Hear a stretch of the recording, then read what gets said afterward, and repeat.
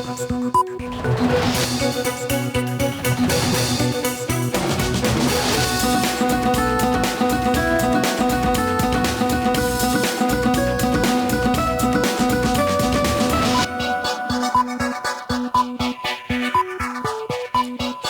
স্বাগত দুপুরের মাছরাঙা সংবাদে। আপনাদের সঙ্গে আছি আমি সুমাইয়া সাজ্জাদ। শুরুতেই গার্ডিয়ান লাইফ ইন্স্যুরেন্স সংবাদ শিরোনাম। বাংলাদেশি পণ্যের পাল্টা শুল্ক কমিয়ে 20% করেছে যুক্তরাষ্ট্র। কূটনৈতিক বিজয় বলছেন প্রধান উপদেষ্টা। ইতিবাচক মত শিল্প মালিকদের। জুলাই সনদ দ্রুত বাস্তবায়নের দাবিতে দ্বিতীয় দিনের মতো শাহবাগের সড়ক অবরোধ করে জুলাই যোদ্ধাদের বিক্ষোভ। চলাচল বন্ধ থাকায় আজও ভোগান্তি। কাল আরও বাড়বে বৃষ্টি বলছে আবহাওয়া অফিস। বিভিন্ন এলাকায় জলাবদ্ধতা। রংপুর, ময়মনসিংহ, সিলেটের নদী তীরবর্তী এলাকায় বন্যার পূর্বাভাস। শুনছিলেন শিরোনাম, এবার বিস্তারিত। বাংলাদেশ থেকে আমদানি করা পণ্যের উপর 20% পাল্টা শুল্ক আরোপ করেছে যুক্তরাষ্ট্র। স্থানীয় সময় গতকাল বৃহস্পতিবার মার্কিন প্রেসিডেন্ট ডোনাল্ড ট্রাম্পের এক নির্বাহী আদেশে নতুন এ হার ঘোষণা করা হয়। সবশেষ বাংলাদেশকে চিঠি দিয়ে 35% পাল্টা শুল্কের কথা জানিয়েছিল মার্কিন প্রশাসন। সে হিসাবে শুল্ক 15% কমিয়ে নতুন হার ঘোষণা করা হয়েছে। Desk report. গত 2রা এপ্রিল বাণিজ্য ঘাটতির কথা উল্লেখ করে বিশ্বের বিভিন্ন দেশের ওপর উচ্চ হারে পাল্টা শুল্ক আরোপ করেন মার্কিন প্রেসিডেন্ট ডোনাল্ড ট্রাম্প। তখন বাংলাদেশের ওপর 37% শুল্ক আরোপ করা হয়েছিল। পরে 9 এপ্রিল বিভিন্ন দেশের ওপর ওই শুল্ক 3 মাসের জন্য স্থগিত করা হয়। এ সময় শুল্ক নিয়ে যুক্তরাষ্ট্রের সঙ্গে বিভিন্ন দেশকে আলোচনার সুযোগ দেয় ওয়াশিংটন। পাল্টা শুল্ক কমাতে যুক্তরাষ্ট্রের বাণিজ্য প্রতিনিধির সঙ্গে গত মঙ্গলবার থেকে 3য় দফায় টানা 3 দিন আলোচনা করেন বাংলাদেশের প্রতিনিধি দলের সদস্যরা। এতে নেতৃত্ব দেন বাণিজ্য উপদেষ্টা শেখ বশিরউদ্দিন। দর কষাকষি শেষে বাংলাদেশ থেকে আমদানি করা পণ্যের ওপর 35%-এর পরিবর্তে 20% পাল্টা শুল্ক আরোপ করে যুক্তরাষ্ট্র। স্থানীয় সময় গতকাল বৃহস্পতিবার মার্কিন প্রেসিডেন্ট ডোনাল্ড ট্রাম্পের এক নির্বাহী আদেশে নতুন এ হার ঘোষণা করা হয়। যুক্তরাষ্ট্রের সঙ্গে বাণিজ্য চুক্তি বাংলাদেশের জন্য কূটনৈতিক বিজয় বলে মন্তব্য করেছেন প্রধান উপদেষ্টা প্রফেসর ডক্টর মোহাম্মদ ইউনূস।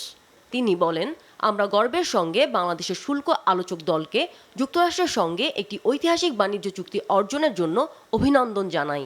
এটি বাংলাদেশের জন্য একটি গুরুত্বপূর্ণ কূটনৈতিক বিজয়। সকালে প্রধান উপদেষ্টার প্রেস উইংয়ের পাঠানো এক বিবৃতিতে তিনি এসব কথা বলেন। এদিকে তাৎক্ষণিক প্রতিক্রিয়ায় বাণিজ্য উপদেষ্টা বলেছেন, এই চুক্তির কারণে রপ্তানি বাধাগ্রস্ত হওয়ার আশঙ্কা নেই, প্রতিযোগিতামূলক অবস্থায় থাকব। তৈরি পোশাক শিল্পের মালিকরাও একে ইতিবাচক হিসেবে দেখছেন। মার্কিন শুল্ক ফাইনালি যেটা আমাদের জন্য 20% হয়েছে, এটা আমাদের এক্সপেকটেশনের মধ্যেই ছিল। আমাদের ধারণা এবং বাণিজ্য উপদেষ্টা মহোদয়ের সাথে আমার কথা হয়েছে আজকেও। তো তিনি আরো কম আশা করেছিলেন। তারপরও আমরা মনে করি যে ওনাদের তৎপরতার কারণে ওনাদের যে নেগোসিয়েশনের যে ফল 20% এটা খারাপ হয়নি। কারণ যেহেতু আমাদের প্রতিদ্বন্দ্বী দেশগুলিরও 20% এবং বিশেষ করে ভিয়েতনামের 20%, ইন্ডিয়ার 25% আছে। তো সুতরাং আমরা মনে করি যে এইটা আমাদের জন্য ভালোই হয়েছে, খারাপ হয়নি। আজ থেকে নতুন শুল্ক কার্যকর হওয়ার কথা। বাংলাদেশকে বর্তমানের গড় 15% ও নতুন পাল্টা শুল্ক 20%, অর্থাৎ মোট 35% শুল্ক দিয়ে যুক্তরাষ্ট্রে পণ্য রপ্তানি করতে হবে।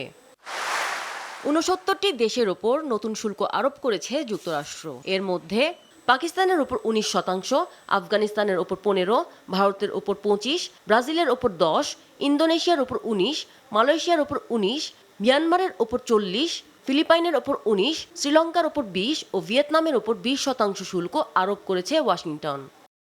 আমিনা লুসি, মাছরাঙা, নিউজ ডেস্ক। জুলাই ঘোষণাপত্র সনদ বাস্তবায়ন না হওয়া পর্যন্ত শাহবাগে আন্দোলন অব্যাহত রাখার ঘোষণা দিল জুলাই যোদ্ধা ও শহীদ পরিবারের সদস্যরা। রাজধানীর শাহবাগ মোড়ে টানা দ্বিতীয় দিনের মতো অবস্থান নিয়ে কর্মসূচির ঘোষণা করা হয়। এর আগে একই দাবিতে গতকাল সকাল থেকে শাহবাগ সড়ক অবরোধ করে অবস্থান কর্মসূচি শুরু করে জুলাই যোদ্ধারা। আন্দোলনকারীরা বলছেন, 1 বছরেও জুলাই সনদ ঘোষণা না করায় বাধ্য হয়ে রাস্তায় নামেন তারা।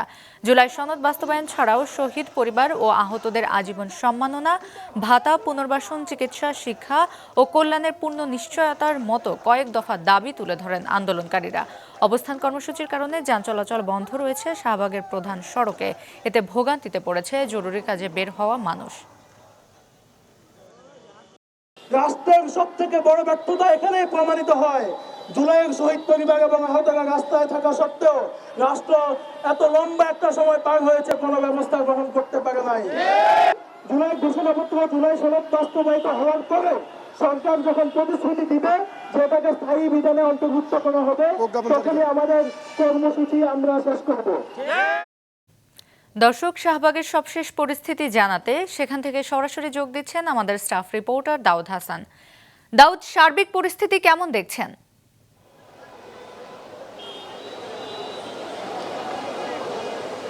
সুমাইয়া, আসলে গত 2 দিন থেকে যে আন্দোলন, সেই আন্দোলন চলছে। তাদের তো দাবি একটাই যে জুলাই সনদের ঘোষণা এবং তা বাস্তবায়ন, পাশাপাশি সেটিকে সংবিধানে অন্তর্ভুক্তির একটি স্থায়ী অন্তর্ভুক্তি তারা কিন্তু বলছে। এবং এই দাবি যতক্ষণ পর্যন্ত তাদের আদায় না হচ্ছে ততক্ষণ পর্যন্ত আসলে তারা সড়ক ছাড়বে না। আমার পেছনের চিত্র যদি একটু দেখাই, দেখবেন যে তারা কিন্তু শুয়ে বসে আন্দোলন করছে এবং এখানে একটি অস্থায়ী মঞ্চও তৈরি করা হয়েছে, যে এখান থেকেই বারবার কিছুক্ষণ পরে স্লোগানে আসলে যারা আন্দোলনে অংশগ্রহণ করছে তাদেরকে উজ্জীবিত করার চেষ্টা করেছে। কিছুক্ষণ আগে আসলে তাদের যে দাবির ঘোষণা, সেই ঘোষণার পরে আসলে তারা কিছু ধারা তুলে ধরেছিল ঘোষণার মধ্যে।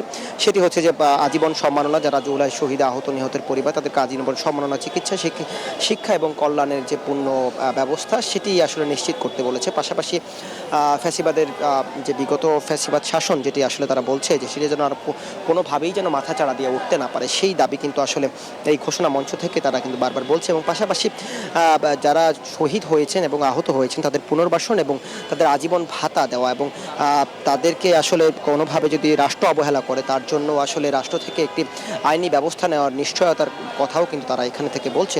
কিছুক্ষণ আগে আমরা দেখেছিলাম যে এখানেই আসলে তারা, যেহেতু আজকে শুক্রবার জুম্মার নামাজের আয়োজন করা হয়েছিল এবং এখানে নামাজ পড়েছে এবং তারা এখানে সকল ধরনের কার্যক্রম চালিয়ে যাচ্ছে। পাশাপাশি শাহবাগের যে প্রধান সড়ক, যেহেতু একটি গুরুত্বপূর্ণ সড়ক, এটি কিন্তু তারা এবং গতকালকে থেকেই যান চলাচল বন্ধ, যদিও আজকে কিন্তু দুপাশের সংযোগ যে সড়কটি রয়েছে, দুপাশে সেই সংযোগ সড়কে সীমিত আকারে যান চলাচল করছে। আমরা দেখছি যাতে মানুষের ভোগান্তি যেন না হয় সেজন্য একটি ঘোষণা মঞ্চ থেকে তারা আরও কয়েকটি কথা বলেছে, যেটি হচ্ছিল গতকালকে থেকে যে এই অবস্থানের কারণে আসলে মানুষের দুর্ভোগ হয়েছিল, তার জন্য আসলে বারবার তারা এর জন্য ক্ষমা প্রার্থী এবং ক্ষমা চেয়েছে জনগণের কাছে সাময়িক দুর্ভোগের জন্য। এবং তারা বলছে যে এই দুর্ভোগের বিষয়টি মাথায় রেখে তারা আসলে সড়কে কিছুটা অংশ উন্মুক্ত করে দিয়েছে এবং তাদের দাবি না আদায় হওয়া পর্যন্ত তারা আসলে সড়কে থাকবে। এবং আরেকটি বিষয়ে তারা যেটি বলছে, আসলে জুলাই সনদ যদি প্রকাশিত না হয় তাহলে তাদের যে পরবর্তী যে কোনো সরকার আসলে হয়তো তাদেরকে আবারও এই জুলাই আন্দোলনে অংশ নেওয়ার কারণে তাদেরকে হয়তো আইনি জটিলতা অথবা কোনো ধরনের শাস্তির মধ্যে পড়তে হবে। সেই অনিশ্চয়তার মধ্যেই তারা কিন্তু বলছে যে আসলে সেই ধরনের কোনো রকম ভবিষ্যতে যেন সেরকম কোনো কিছু তাদের জন্য না হয়, এই জন্য তাদের জুলাই সনদটা অত্যাবশ্যক এবং জরুরি এবং দ্রুত সময়ের মধ্যে এটি বাস্তবায়নের কথা কিন্তু তারা বারবারই বলছে। সুমাইয়া। দাউদ, আপনাকে ধন্যবাদ। শাহবাগ মোড় থেকে জানাচ্ছিলেন দাউদ হাসান। দেশজুড়ে চলমান বৃষ্টি আগামীকাল থেকে আরও বাড়ার আভাস দিয়েছে আবহাওয়া অফিস। সংস্থাটি জানিয়েছে, আগামীকাল থেকে উত্তর ও উত্তর পূর্বাঞ্চলে ভারী থেকে অতি ভারী বৃষ্টি শুরু হয়ে 2 দিন পর তা মধ্যাঞ্চল সহ দক্ষিণাঞ্চলে বিস্তার লাভ করবে। প্রায় 7 দিন বৃষ্টিপাতের এমন ধারা চলতে পারে। আবহাওয়া অফিস বলেছে, এই 7 দিনে রংপুর, সিলেট ও ময়মনসিংহ বিভাগ সহ উজানে মেঘালয়, সিকিম অঞ্চলগুলোতে ব্যাপক বৃষ্টি হবে। মূলত মৌসুমী অক্ষরেখা হিমালয়ের পাদদেশে অবস্থান নিতে যাচ্ছে বলে এমন বর্ষণ হবে। এতে করে রংপুর, ময়মনসিংহ, সিলেটের নদী তীরবর্তী এলাকায় বন্যা হতে পারে বলে সতর্কতা জারি করেছে বন্যা পূর্বাভাস ও সতর্কীকরণ কেন্দ্র। এখন পর্যন্ত যেটা আমরা দেখছি, আমাদের আগস্ট মাসের প্রথম সপ্তাহে আমরা একটু বেশি বৃষ্টিপাতের সম্ভাবনা দেখছি এবং এই বৃষ্টিপাতটা দেশের উত্তরাঞ্চল বেশি হওয়ার সম্ভাবনাটা বেশি, তবে এটা উত্তরাঞ্চল হওয়ার পরে আস্তে আস্তে কিন্তু সারা দেশে বিস্তার লাভ করবে। রংপুর বিভাগ, সিলেট বিভাগ, ময়মনসিংহ বিভাগ এবং তৎসংলগ্ন উদ্যানে ভারতের আসাম, মেঘালয় ও পশ্চিমবঙ্গ প্রদেশে ভারী থেকে অতি ভারী বৃষ্টিপাতের সম্ভাবনা আছে। এর ফলে মূলত দেশের উত্তরাঞ্চলে তিস্তা, ধরলা, দুধকুমার, ব্রহ্মপুত্র এবং দেশের উত্তর পূর্বাঞ্চলের সুরমা, কুশিয়ারা, সারিগোয়াইন, জাদুকাটা, ভোগাইকংস, সোমেশ্বরী ইত্যাদি নদীর পানি সমতল বৃদ্ধি পাওয়ার সম্ভাবনা আছে। এদিকে টানা বৃষ্টিতে দেশের বিভিন্ন এলাকায় তৈরি হয়েছে জলাবদ্ধতা। যশোরের অভয়নগর, মনিরামপুর ও কেশবপুর উপজেলায় কমপক্ষে ৩৫টি গ্রাম প্লাবিত হয়েছে। পানিতে তলিয়ে গেছে বিভিন্ন প্রতিষ্ঠান ও বাসাবাড়ি, ভেসে গেছে মাছের ঘের। জলাবদ্ধ এলাকায় দেখা দিয়েছে সুপেয় পানির সংকট। নোয়াখালীতে বৃষ্টির পানি নামতে না পারায় প্রায় ১ মাস ধরে জলাবদ্ধ পৌরসভা এলাকা সদর, বেগমগঞ্জ, কবিরহাট, কোম্পানিগঞ্জ উপজেলার বেশিরভাগ গ্রাম। দীর্ঘদিন জলাবদ্ধতার পানি কমতে না পারায় দুর্গন্ধ ছড়াচ্ছে। এতে মশা ও পানিবাহিত রোগ ছড়ানোর আশঙ্কা দেখা দিয়েছে। আবারও বেড়েছে পেঁয়াজের দাম। সপ্তাহের ব্যবধানে কেজিতে ১৫ টাকা বেড়ে বিক্রি হচ্ছে ৭০ টাকা কেজি দরে। বিক্রেতারা বলছেন, সরবরাহ সংকটে পেঁয়াজের দাম বাড়ছে। এছাড়া ডজনে ১০ টাকা বেড়েছে ডিমের দাম। তবে আগের দামেই পাওয়া যাচ্ছে সব ধরনের সবজি। সপ্তাহের ব্যবধানে রাজধানীর বাজারে পেঁয়াজের দাম বেড়েছে। গত সপ্তাহে খুচরা পর্যায়ে মানভেদে ৫০ থেকে ৫৫ টাকা কেজি দরে বিক্রি হয়েছিল। এ সপ্তাহে বেড়ে হয়েছে ৬৫ থেকে ৭০ টাকা। বিক্রেতারা বলছেন, সরবরাহ কম থাকায় পেঁয়াজের দাম বাড়ছে। কিনে আনছি ৬৬ টাকা কেজি, আমরা খুচরা ৭০ টাকা করে বেচতেছি। পেঁয়াজের দাম দেখলাম বাড়ছে, যে পেঁয়াজ ৬০ টাকা নিয়েছিলাম আজকে ৭০ টাকা ৭৫ টাকা বিক্রি হচ্ছে। একদিনে ২ দিনের মধ্যে ২০ টাকা কেজিটা লাভ হয়ে বাইরে গেছে, মানুষ কিভাবে কিনবে? এদিকে আগের দামে বিক্রি হচ্ছে সব ধরনের সবজি। বাজার ঘুরে দেখা গেছে আলু বিক্রি হচ্ছে ২০ টাকা কেজি দরে, কাঁচামরিচ পাওয়া যাচ্ছে ১৫০ টাকা কেজিতে। বেগুন লোগা লম্বাটা ৫০ কেজি, আর গোলটা হচ্ছে ৮০ টাকা কেজি, পেঁপে ৩০ টাকা কেজি, লেবু হচ্ছে 5 টাকা পিস, ২০ টাকা আলি, করলা ৬০ টাকা কেজি, ধুন্দুল ৫০ টাকা কেজি, পড়ো ৪০ টাকা, মরিচ ১৬০ টাকা কেজি। এই যে করোনা নিলাম, এটা হচ্ছে ৬০ টাকা, তারপরে আপনার ১৫০ নিলাম ৬০ টাকা। বাড়তি ডিমের দাম, প্রতি ডজন লাল ডিম বিক্রি হচ্ছে ১৩০ টাকায়, যা আগের সপ্তাহে ছিল ১২০ টাকা। আর প্রতি ডজন সাদা ডিম ৫ টাকা বেড়ে বিক্রি হচ্ছে ১২০ টাকা। এছাড়া প্রতি কেজি ব্রয়লার মুরগি ১৬০ থেকে ১৭০ টাকায় বিক্রি হচ্ছে। সোনালী মুরগি ১০ টাকা কেজিতে বেড়ে বিক্রি হচ্ছে ৩১০ টাকায়। ইকরামুল ইসলাম খান, মাছরাঙা সংবাদ, ঢাকা। চলাচলের অনুপযোগী হয়ে পড়েছে যশোর খুলনা মহাসড়ক। এখানে ওখানে খানাখন্দ তৈরি হওয়ায় ভারী বৃষ্টিতে পানি জমে যান চলাচল চরমভাবে ব্যাহত হচ্ছে। স্থানীয় বাসিন্দা ও ব্যবসায়ীদের দাবি, চলাচলে দুর্ভোগের কারণে নোয়াপাড়া নৌবন্দর কেন্দ্রিক ব্যবসা বাণিজ্যে স্থবিরতা নেমে এসেছে। যশোর জেলার রিপোর্টার রাহুল রায়ের পাঠানো তথ্য ছবি নিয়ে ডেস্ক রিপোর্ট। দেখে বোঝার উপায় নেই, এটি দেশের অত্যন্ত গুরুত্বপূর্ণ ও ব্যস্ততম যশোর খুলনা মহাসড়ক। বেনাপোল স্থলবন্দর, নোয়াপাড়া নদীবন্দর, মোংলা বন্দর, ভোমরা স্থলবন্দরের সাথে যোগাযোগের মূল সড়ক এটি। প্রতিদিন হাজারো যাত্রী ও পণ্যবাহী ছোট বড় যানের চলাচল এ পথে। সড়কের দুরবস্থার কারণে এরই মধ্যে প্রায় বন্ধ হয়ে গেছে যাত্রী ও পণ্যবাহী যান চলাচল। বিকল্প পথে নড়াইল হয়ে ঘুরে চলাচল করতে হচ্ছে। নাজুক অবস্থার কারণে ঘন্টার পর ঘন্টা অপেক্ষায় থাকতে হয় চালকদের। খানাখন্দে অনেক সময় উল্টে যায় পণ্য বোঝাই ট্রাক, নষ্ট হচ্ছে যন্ত্রাংশ। কালকে রাত ৩টার দিকে এখানে আসছে, এখনো এখানে পড়ে রয়েছে। একটা গাড়ি পার হইতে ২-৩ ঘন্টা করে সময় লাগতেছে। ৫ থেকে ৭ ফিটের উপরে প্রায় গর্ত, কিছু কিছু জায়গায় তো মানুষ হাঁটাচলাও করতে পারতেছে না, এমন অবস্থা। মহাসড়কের এ অবস্থার কারণে শিল্প শহর নোয়াপাড়া মোকামের সার সরবরাহ সহ সব ধরনের বাণিজ্যে স্থবিরতা নেমে এসেছে। এতে ক্ষতির মুখে পড়েছেন ব্যবসায়ীরা। ট্রাকগুলো এই দুর্দশার কারণে লোড দিতে যাচ্ছে না, আমরা সার সরবরাহ করতে পারছি না। মোংলা বা চট্টগ্রাম থেকে যে জাহাজগুলো মালামাল নিয়ে এসেছে, এই মালামালগুলো সঠিক সময় আমরা আনলোড করতে পারতেছি না পারার কারণে জাহাজ ড্যামেজ দিতে হচ্ছে এবং ব্যবসায়ীরা আমরা ক্ষতিগ্রস্ত হয়ে পড়েছি। এদিকে সড়ক বিভাগের দাবি, আপাতত চলাচলের জন্য সড়কের সংস্কার কাজ চলমান। সমস্যা সমাধানে ১ থেকে ১.৫ বছর সময় লাগতে পারে। এলাকার মাটির একটা সমস্যা আছে, যেটা অর্গানিক সয়েল বলি আমরা।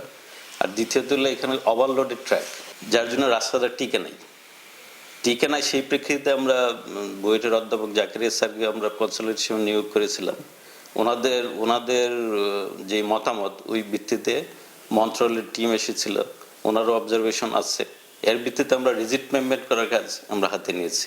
বর্তমানে 2300 মিটারের কাজ চলমান রয়েছে। আরও প্রায় 8 কিলোমিটার আমরা ঢালাইয়ের কাজ হাতে নিয়েছি। এই ঢালাইয়ের কাজগুলো সম্পন্ন হলে আশা করি এই এলাকা এই রাস্তাটা চলাচল উপযোগী হবে। সড়ক বিভাগের তথ্য মতে যশোর শহরের পালবাড়ি মোড় থেকে অভয়নগরের রাজঘাট পর্যন্ত মহাসড়কের যশোর অংশের দূরত্ব 38 কিলোমিটার। এর মধ্যে 5 কিলোমিটার সড়কের অবস্থা একেবারেই নাজুক। মাছরাঙা, নিউজ ডেস্ক।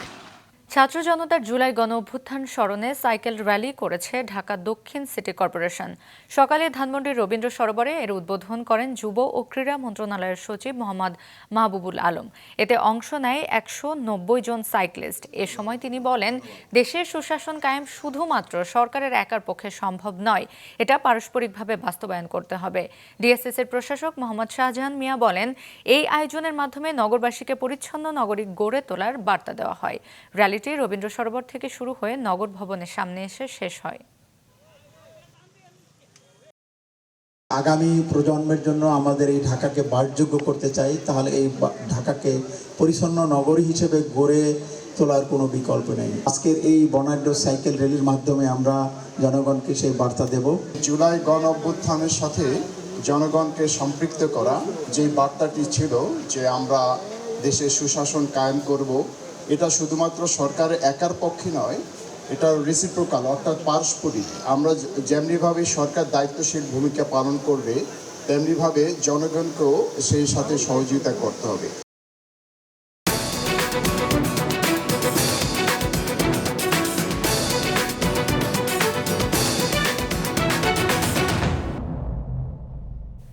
চীনের উত্তরাঞ্চলে টানা ভারী বৃষ্টিপাত ও আকস্মিক বন্যায় কমপক্ষে 60 জনের মৃত্যু হয়েছে।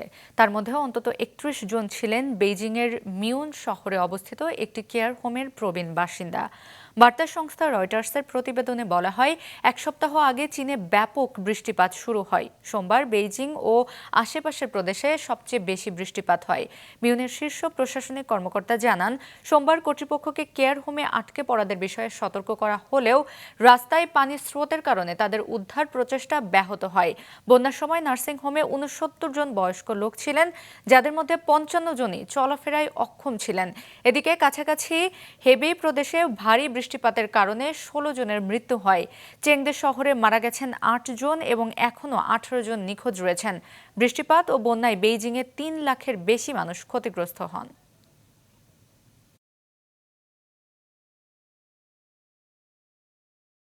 দুপুরের সংবাদ শেষ করছি। যাবার আগে গার্ডিয়ান লাইফ ইন্স্যুরেন্স সংবাদ শিরোনামগুলো আরও একবার। বাংলাদেশি পণ্যের পাল্টা শুল্ক কমিয়ে 20% করেছে যুক্তরাষ্ট্র। কূটনৈতিক বিজয় বলছেন প্রধান উপদেষ্টা। ইতিবাচক মত শিল্প মালিকদের। জুলাই সনদ দ্রুত বাস্তবায়নের দাবিতে দ্বিতীয় দিনের মতো শাহবাগ সড়ক অবরোধ করে জুলাই যোদ্ধাদের বিক্ষোভ। চলাচল বন্ধ থাকায় আজও ভোগান্তি। কাল আরও বাড়বে বৃষ্টি বলছে আবহাওয়া অফিস। বিভিন্ন এলাকায় জলাবদ্ধতা। রংপুর, ময়মনসিংহ, সিলেটের নদী তীরবর্তী এলাকায় বন্যার পূর্বাভাস। এই ছিল এখনকার মতো। ফেসবুকে আপডেট পেতে ভিজিট করুন মাছরাঙা টেলিভিশনের পেজে। ইউটিউব চ্যানেলেও দেখতে পারেন আমাদের সংবাদ, প্রতিবেদন এবং অনুষ্ঠান। আমাদের পরবর্তী সংবাদ বিকেল 5টায় দেখার আমন্ত্রণ রইল।